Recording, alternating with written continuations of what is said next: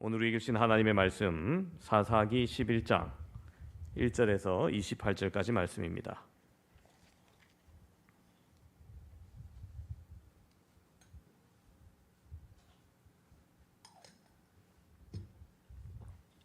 사사기 11장 1절에서 28절까지 제가 가진 성경 구약 성경 380쪽입니다. 제가 봉독하도록 하겠습니다.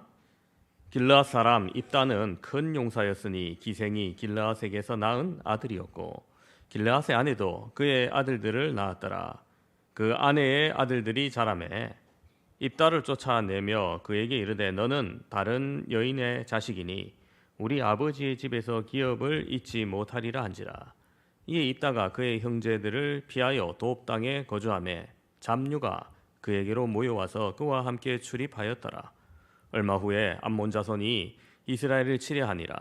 암몬 자손이 이스라엘을 치려할 때에 길르앗 장로들이 입다를 데려오려고 돕 땅에 가서 입다에게 이르되 우리가 암몬 자손과 싸우려 하니 당신이 와서 우리의 장관이 되라 하니 입다가 길르앗 장로들에게 이르되 너희가 전에 나를 미워하여 내 아버지 집에서 쫓아내지 아니하였느냐? 이제 너희가 환난을 당하였다고 어찌하여 내게 왔느냐 하니라. 그러므로 길르앗 장로들이 입다에게 이르되 이제 우리가 당신을 찾아온 것은 우리와 함께 가서 암몬 자손과 싸우게 하려 함이니 그리하면 당신이 우리 길르앗 모든 주민의 머리가 되리라 하매 입다가 길르앗 장로들에게 이르되 너희가 나를 데리고 고향으로 돌아가서 암몬 자손과 싸우게 할 때 만일 여호와께서 그들을 내게 넘겨주시면 과연 내가 너희의 머리가 되겠느냐 하니 길르앗 장로들이 입다에게 이르되 여호와는 우리 사이의 증인이시니 당신의 말대로 우리가 그렇게 행하리이다 하니라. 이에 입다가 길르앗 장로들과 함께 가니 백성이 그를 자기들의 머리와 장관을 삼은지라. 입다가 미스바에서 자기의 말을 다 여호와 앞에 아뢰니라. 입다가 암몬 자손의 왕에게 사자를 보내 이르되 내가 나와 무슨 상관이 있기에 내 땅을 치러 내게 왔느냐 하니 암몬 자손의 왕이 입다의 사자들에게 대답하되 이스라엘이 애굽에서 올라올 때 아르논에서부터 약복과 요단까지 내 땅을 점령했기 때문이니 이제 그것을 평화롭게 돌려달라 하니라. 입다가 암몬 자손의 왕에게 다시 사자들을 보내 그에게 이르되 입다가 이같이 말하노라. 이스라엘이 모압 땅과 암몬 자손의 땅을 점령하지 아니하였느니라. 이스라엘이 애굽에서 올라올 때에 광야로 행하여 홍해에 이르고 가데스에 이르러서는 이스라엘이 사자들을 에돔 왕에게 보내어 이르기를 청하건대 나를 내 땅 가운데로 지나게 하라 하였으나 에돔 왕이 이를 듣지 아니하였고 또 그와 같이 사람을 모압 왕에도 보내었으나 그도 허락하지 아니하므로 이스라엘이 가데스에 머물렀더니 그 후에 광야를 지나 에돔 땅과 모압 땅을 돌아서 모압 땅에 해 뜨는 쪽으로 들어가 아르논 저쪽에 진 쳤고 아르논은 모압의 경계이므로 모압 지역 안에는 들어가지 아니하였으며 이스라엘이 헤스본 왕 곧 아모리 족속의 왕 시온에게 사자들을 보내어 그에게 이르되 청하건대 우리를 당신의 땅으로 지나 우리의 곳에 이르게 하라 하였으나 시온이 이스라엘을 믿지 아니하여 그 지역으로 지나지 못하게 할 뿐 아니라 그의 모든 백성을 모아 야하스에 진치고 이스라엘을 치므로 이스라엘의 하나님 여호와께서 시온과 그의 모든 백성을 이스라엘의 손에 넘겨주심에 이스라엘이 그들을 쳐서 그 땅 주민 아모리 족속의 온 땅을 점령하되 아르논에서부터 약복까지와 광야에서부터 요단까지 아모리 족속의 온 지역을 점령하였느니라. 이스라엘의 하나님 여호와께서 이같이 아모리 족속을 자기 백성 이스라엘 앞에 쫓아내셨거늘 내가 그 땅을 얻고자 하는 것이 옳으냐? 내 신 그모스가 내게 주어 차지하게 한 것을 내가 차지하지 아니하겠느냐? 우리 하나님 여호와께서 우리 앞에서 어떤 사람이든지 쫓아내시면 그것을 우리가 차지하리라. 이제 내가 모압 왕 십볼의 아들 발락보다 더 나은 것이 있느냐? 그가 이스라엘과 더불어 다툰 일이 있었느냐? 싸운 일이 있었느냐? 이스라엘이 헤스본과 그 마을들과 아로엘과 그 마을들과 아르논 강가에 있는 모든 성읍에 거주한 지 300년이거늘 그동안에 너희가 어찌하여 도로 찾지 아니하였느냐? 내가 내게 죄 짓지 아니하였거늘 내가 나를 쳐서 내게 악을 행하고자 하는도다. 원하건대 심판하시는 여호와께서 오늘 이스라엘 자손과 암몬 자손 사이에 판결하시옵소서 하였으나 암몬 자손의 왕이 입다가 사람을 보내어 말한 것을 듣지 아니하였더라. 아멘. 고려 시대 때 거란족의 침입이 잦았었습니다. 거란은 고구려 옛 땅을 돌려달라는 핑계를 대며 압록강을 넘어왔습니다. 거란족의 소선영이 군사 80명이 고려에 도착했으니까 잘못을 빌며 항복하지 않으면 고려를 짓밟아 버리겠다. 그렇게 위협을 합니다. 그 위협에 지레 겁먹은 귀족들, 당시 고려의 왕인 성종에게 평양보다 위쪽에 있는 땅은 그냥 다 돌려주고 항복하자고 그렇게 말합니다. 이때 생각이 달랐던 한 사람 서희가 등장합니다. 서희는 거란의 진짜 속셈이 고려와 송의 관계를 끊는 데 있다는 것을 알았고 이것을 잘만 이용하면 쉽게 해결될 것이라고 판단했던 것입니다. 그래서 우리 역사에 길이 남을 외교적談判이 시작됩니다. 거란족의 소선영의 요구는 두 가지였습니다. 첫 번째 요구는 고려는 옛 신라 땅에서 시작했으니까 지금 차지하고 있는 북쪽 고구려 영토에 해당하는 땅을 내놓으라는 것과 거란과 압록강을 두고 국경을 접하고 있는데 왜 고려가 굳이 서해를 넘어 송나라와 가깝게 지내냐, 이게 불만이라는 거예요. 그래서 송과의 관계를 끊고 거란을 높이고 섬겨라 이러는 거예요. 이 요구에 서희는 강경한 태도로 반박합니다. 첫 번째 요구는 고려는 고구려의 뒤를 이어서 세워진 나라임을 국호를 통해서도 알 수 있지 않느냐면서, 그래서 지역으로 따지면 만주는 모두 옛 고구려의 영토니까 오히려 당신네들이 우리의 땅을 차지하고 있는 것이다 반박합니다. 두 번째 요구에 대해서도 우리가 거란과 교역을 하고 싶은데 더 친하게 지내고 싶은데 중간에 여진족이 차지해서 길을 막고 있으니까 만약에 너희들이 여진족을 쫓아내주고 길을 열어주고 서로 왕래가 많아지고 친하게 될 수 있을 것이다. 그래서 당신들이 고려를 공격할 것이 아니라 여진을 쫓아주면 우리가 그곳을 지키면서 거란과 친하게 지내겠다. 이런 얘기를 한 거예요. 사실상 땅을 뺏으러 왔던 거란족이 오히려 여진족을 몰아주고 그 땅도 고려에게 주어버리는 형국이 되어봅니다. 그렇게 고려는 거란의 힘으로 여진족을 몰아내고 강동 6주를 차지하는 역사적 최대 외교 성과를 냅니다. 여러분 지도를 보시면 여러분들 오른쪽에 그 하얗게 표시된 데 말고 빨갛게 표시된 성읍들이 강동 6주입니다. 저 6개의 성을 말 한마디로 그냥 얻은 거예요. 오늘 설교에서 이 서두에 왜 역사적 얘기를 시작하느냐 하면은 바로 오늘 본문에 등장하는 입다 또한 협상의 달인이기 때문입니다. 지난주일 설교했던 본문의 이스라엘 상황 생각나십니까? 아이고 목사님 어제 일도 기억이 안 나는데 7일 전 설교를 어떻게 기억하려? 네, 그럴 줄 알고 제가 미리 다 써왔습니다. 이스라엘이 계속된 우상숭배 범죄로 말미암아 하나님께서 블레셋과 모압 민족을 들어서 이스라엘을 징계하십니다. 징계를 받고 고통 중에 있는 이스라엘 백성들이 하나님께 내가 범죄하였나이다 자복하고 회개하는 듯 했지만 하나님은 그들의 회개를 받지 아니하시고 근심하셨습니다. 왜 그랬습니까? 중심을 보시는 하나님께서 그들의 회개는 형식적인 회개요 습관적인 회개임을 아셨기 때문입니다. 그래서 모압과의 전쟁에서 그들을 구원해낼 사사도 보내지 아니하시고 침묵하고 있을 때 길르앗 지역을 중심으로 모압이 다시금 전쟁을 준비하고 진을 치자 어쩔 수 없이 이스라엘도 모였지만 사사도 없이 지휘관도 없이 모여서 누가 저들을 먼저 칠까? 그가 우리의 우두머리가 되리라 하던 대책 없는 모습이 지난주 상황이었습니다. 이제 좀 기억나시죠? 오늘 본문은 그러한 상황 가운데 한 사람을 소개합니다. 바로 큰 용사라고 소개하는 입다입니다. 1절을 보시면 이렇게 기록되어 있습니다. 길르앗 사람 입다는 큰 용사였으니 기생이 길르앗에게서 낳은 아들이었고, 자, 길르앗 사람 입다. 길르앗은 지역 이름이죠. 그런데 그 뒤에 기생이 길르앗에게서 낳은 아들이다 이렇게 얘기합니다. 자, 아내도 아니고 첩도 아니고 기생이라 말합니다. 사실 기생은 여러분 우리나라에만 있습니다. 딴 나라에는 원래 기생이 없어요. 그럼 뭡니까? 좀 심하게 말하면 창녀입니다.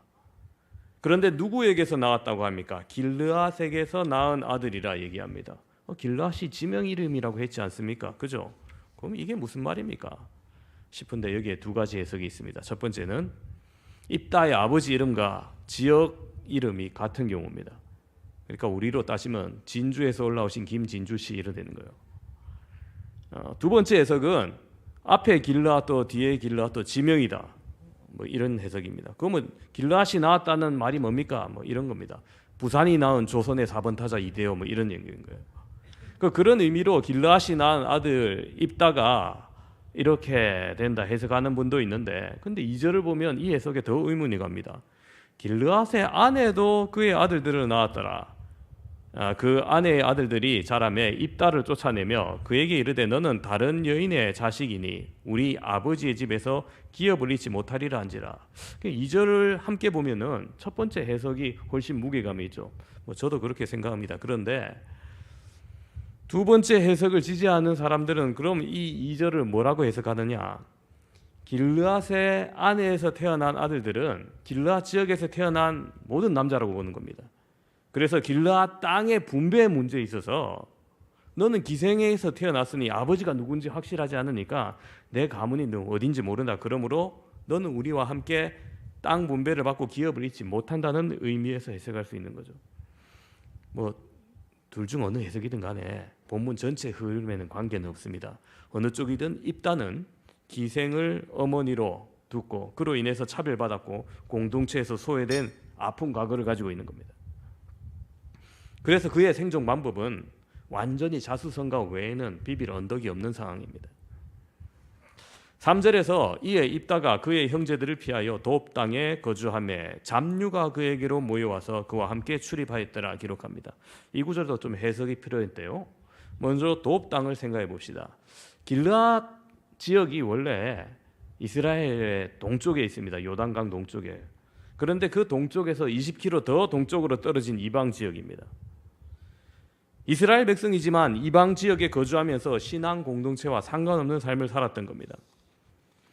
돕의 원어 발음이 토브입니다. 무슨 뜻이냐면 좋은 뜻입니다. 그러면 토브, 돕 지역, 좋은 땅이란 뜻이죠.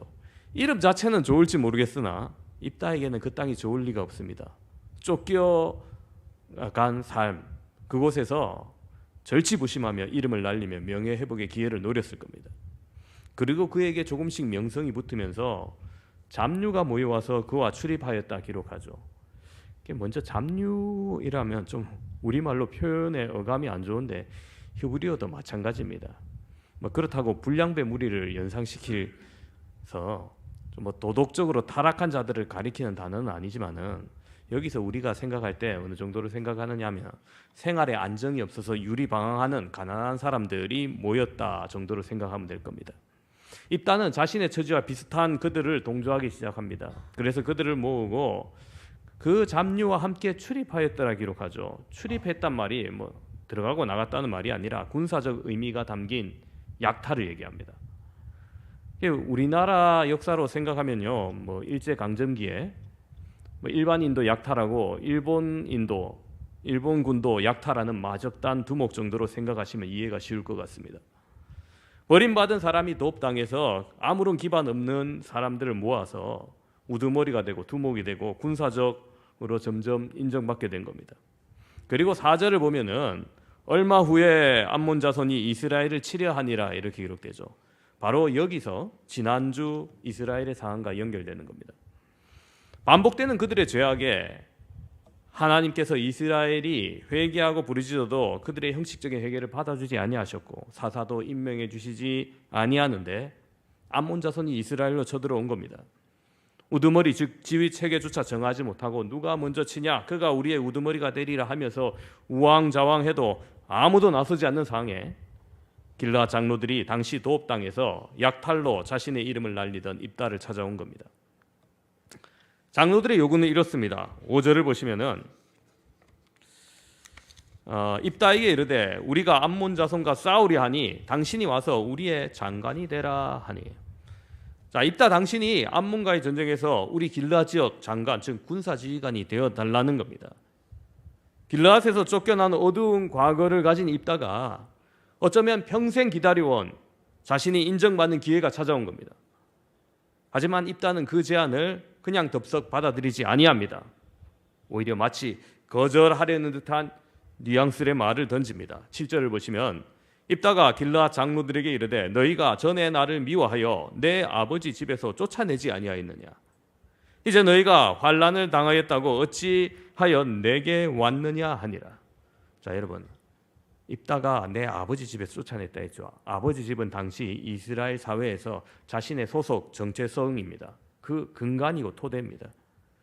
길르앗 사람은 입다에게서 그런 근간과 토대를 없애버렸음을 상기시킵니다.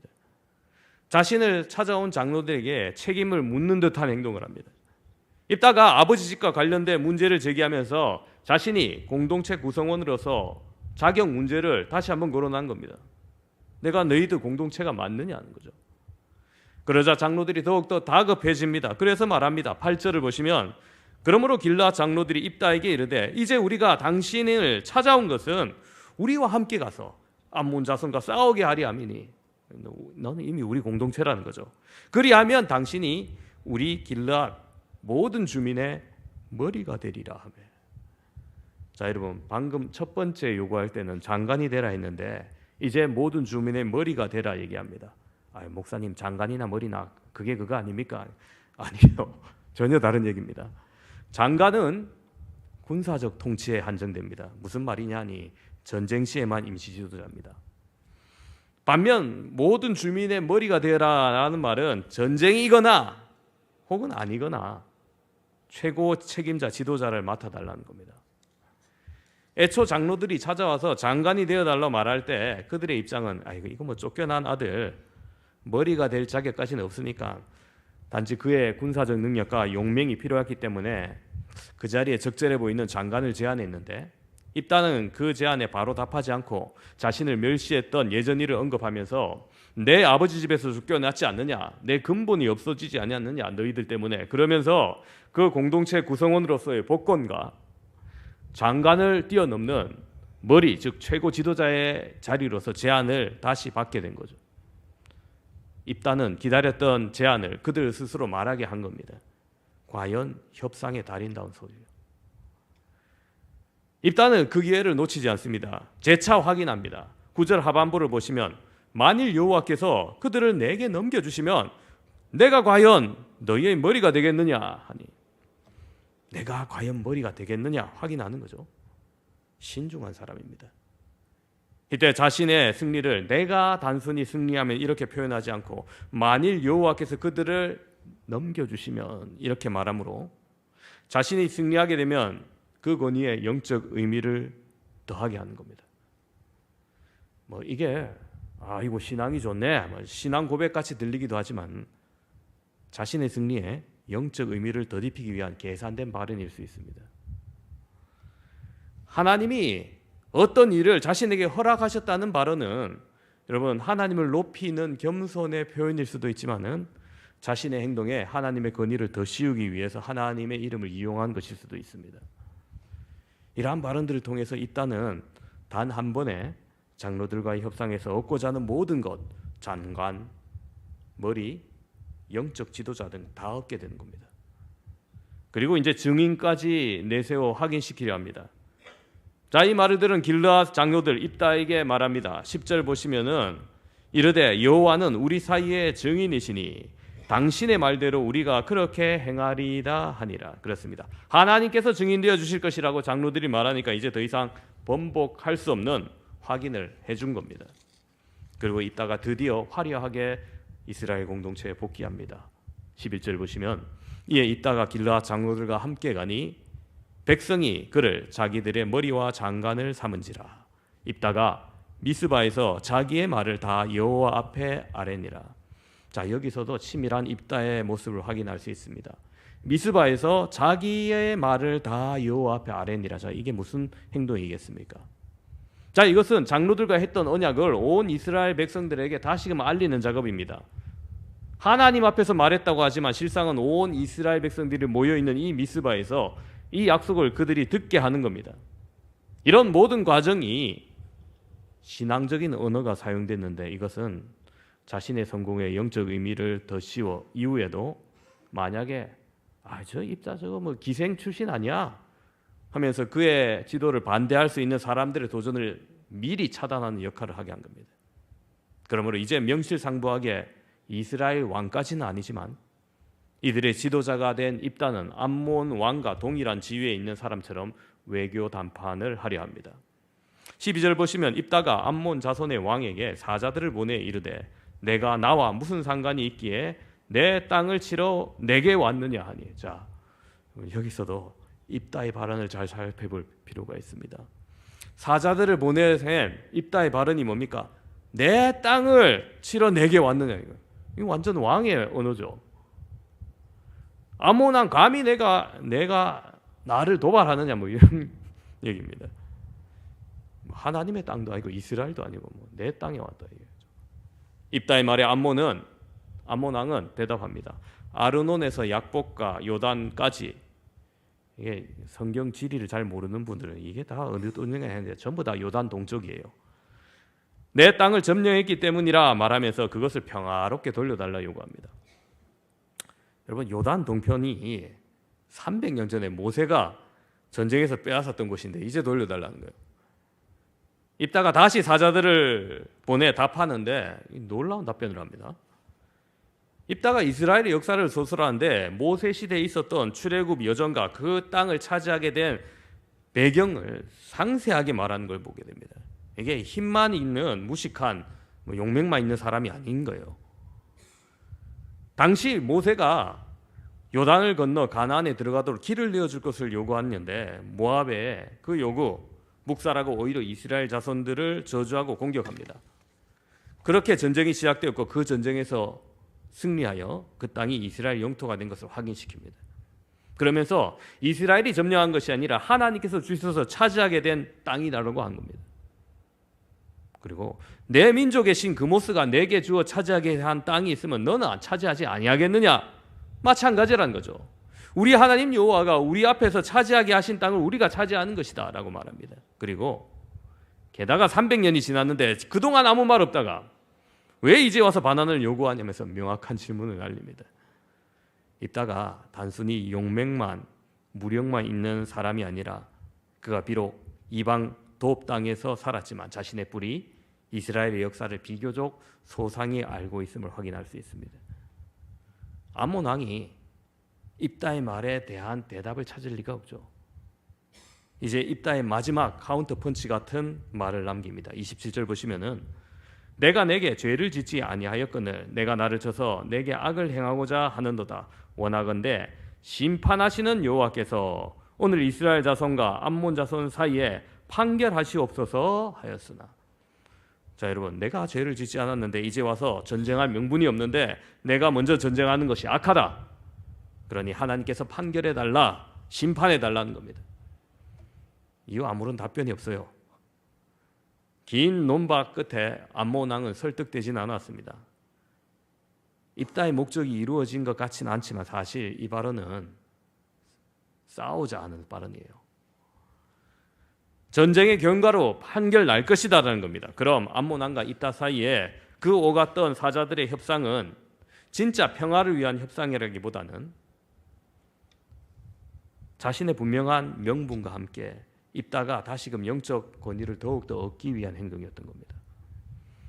입다의 호소, 그것은 하나님을 신뢰하는 가운데 군사적 충돌도 마다하지 않겠다는 것이죠. 어쩌면 입다의 이야기 가운데 이 발언은 굉장히 사사기 전체에서 의미 있는 발언입니다.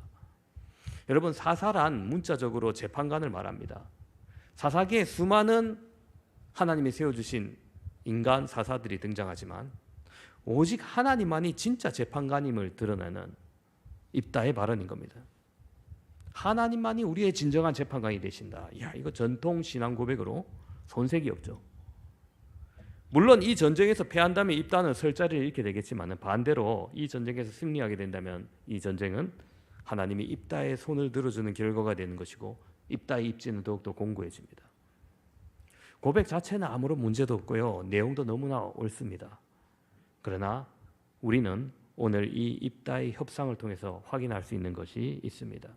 그것은 아무리 신앙적인 것 말이라 하더라도 결국 자기의 욕망을 위해서 이용할 수 있다는 겁니다.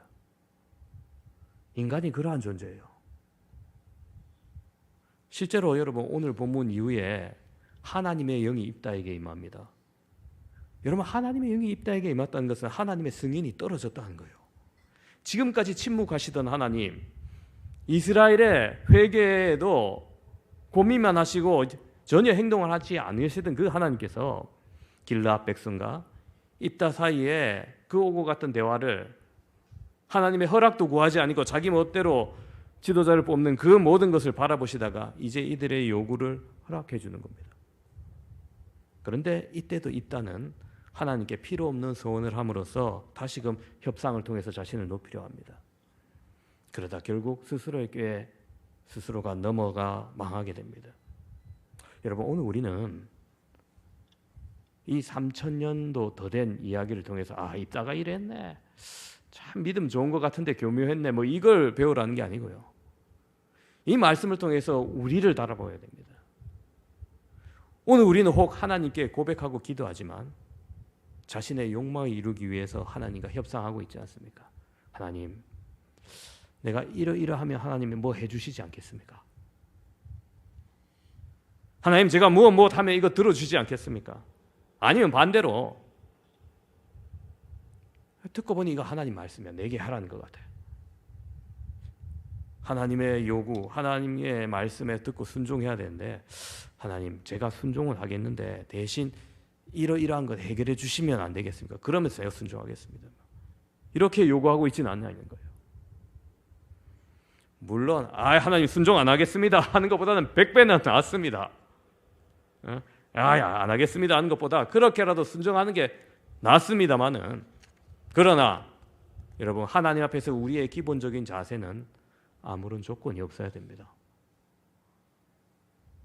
왜? 하나님께서 먼저 우리에게 아무런 조건 없이 사랑해 주셨기 때문입니다. 외아들을 보내서 죽기까지 우리를 사랑해 주신 그 조건 없는 사랑을 먼저 주셨기 때문입니다. 여러분, 제가 만일 여러분 중에 집사님, 권사님, 내일 모레 한번 시간 내서 식사합시다, 제가 한 밥 사겠습니다 해서 맛있는 거 사줄 줄 알고 갔더니 맛있는 정도가 아니고 아예 저녁 풀코스 고급 요리집에서 제가 싹 사드렸다 생각해 보십시오. 이거 목사님 왜 이래 힘을 주셨나? 큰 거 시키려고 그러시나? 근데 밥 먹고 이쑤시면서 나와서 잘 먹었습니다, 대신 집사님이 커피 사십시오 그랬는데 목사님 이거 해주시면 제가 커피 사겠습니다, 이럴 사람 아무도 없지 않습니까? 그죠? 예. 보통은 당연히 내가 대접해드려야죠 그럴 겁니다.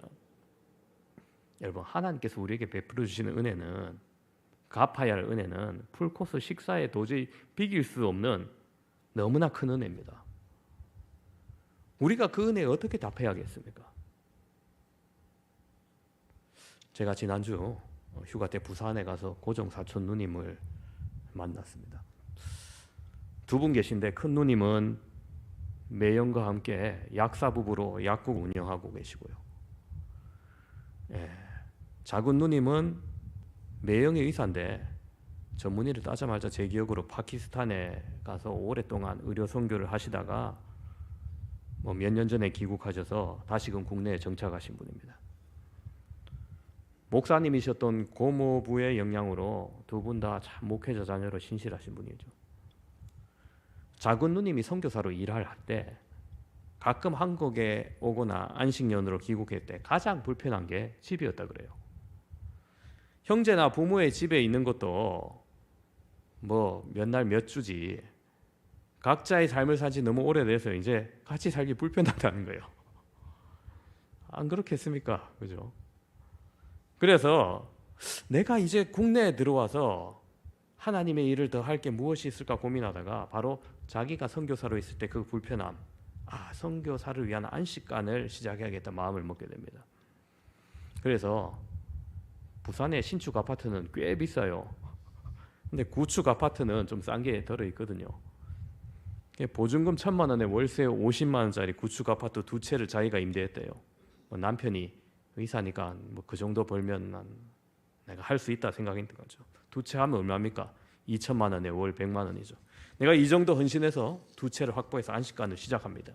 이분의 마인드가 내가 10분의 1, 11조를 드리겠다 10분의 1이 아니라 내가 먹고 살고 자녀를 키우는데 필요한 수입의 20%, 30%라면 그걸 제외하고 모두를 하나님께 드리겠다. 한마디로 10의 7을 드리는 삶을 살겠다는 겁니다. 이게 큰 누님이나 작은 누님이나 같은 생각이에요.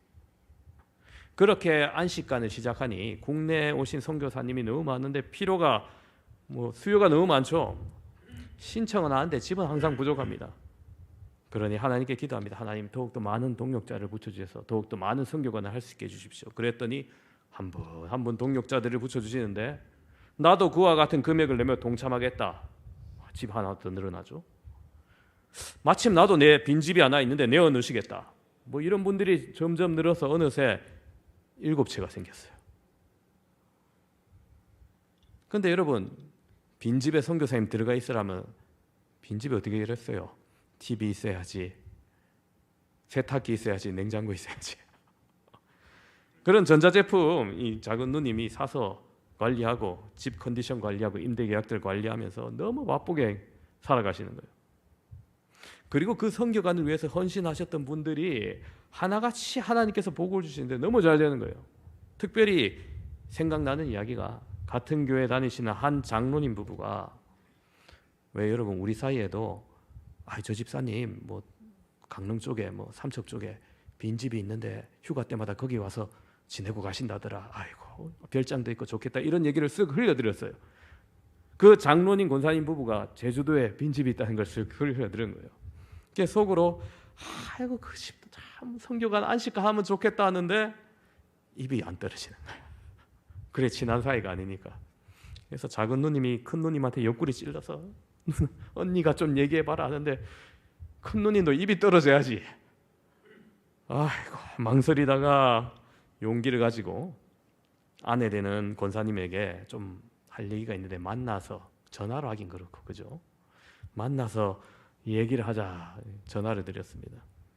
그리고 만나서 안식간의 취지와 활동을 설명하고 제주도에 있는 집을 좀 선교관으로 써도 되겠냐 어렵게 막 좀 비비꼬고 질문을 드렸는데 너무나 쉽게 단번에 오케이 그렇게 합시다 하면서 단번에 대답을 하는 거예요. 좀 생각해 보겠습니다거나 아니면 기도해 보겠다 이것도 아니고 너무나 쉽게 대답해서 다음에 만났을 때 다시 물으니까 이분이 이렇게 대답을 했대요. 사실 그렇게 친하지 않은 큰 누님으로부터 전화가 왔을 때 이분이 나에게 전화한 것은 하나님의 일을 생각하고 뭔가를 요구하려고 전화를 했구나 이렇게 생각을 했다는 겁니다. 그러면서 저분의 말에서 입에서 무슨 말이 나오든지 내가 오케이 하겠다 하는 마음으로 나왔다는 거예요. 조건 없는 절대 순종을 이미 생각하고 나온 겁니다. 얼마나 감사한지. 그래서 다음 주 교회에서 그 남편 되는 장로님에게 만나갖고 너무 감사하잖아요. 그래서 너무 감사하다 말씀드리고 혹시 장로님 꿈이 뭡니까? 기도하겠습니다고 물었더니 이 장로님 꿈이 나는 대표이사가 되는 게 꿈입니다. 이렇게 대답했대요. 뭐가 있어야 대표이사를 하지. 아무것도 안 하시는데 대표이사가 되는 게 꿈이래요. 그래서 기도하겠습니다 하고 말했는데 딱 일주일 후에 어느 규모 있는 사회단체에서 이 장로님에게 연락이 왔대요. 우리 회사에 대표이사직을 수락해달라고 제의가 왔다는 거예요. 그래서 그토록 기다리는 꿈이 바로 이루어지는 놀라운 간증을 듣게 되었습니다. 그렇습니다. 여러분 하나님은 우리에게 원래 복 내려주시길 원하는 하나님이십니다. 그런데 여러분 어떤 사람부터 복을 받겠습니까? 아무런 조건 없이 순종하는 자를 하나님 더욱더 귀히 여기지 않으시겠습니까? 오늘 우리가 사람 사이에서나 국가 대 국가의 외교적 협상에서는 보다 유리하게 이끌 수 있는 조건이나 지혜가 필요하지만 하나님의 일에는 여러분 이러한 협상보다는 오직 하나님의 뜻에 순종할 수 있는 우리가 되기를 바랍니다. 그리할 때 하나님께서 놀라운 은혜로 우리에게 채워주실 것입니다. 조건 없는 순종함으로 신실하신 그 하나님의 사랑과 은혜를 경험하시는 저와 여러분 되시기를 주님의 이름으로 축원합니다.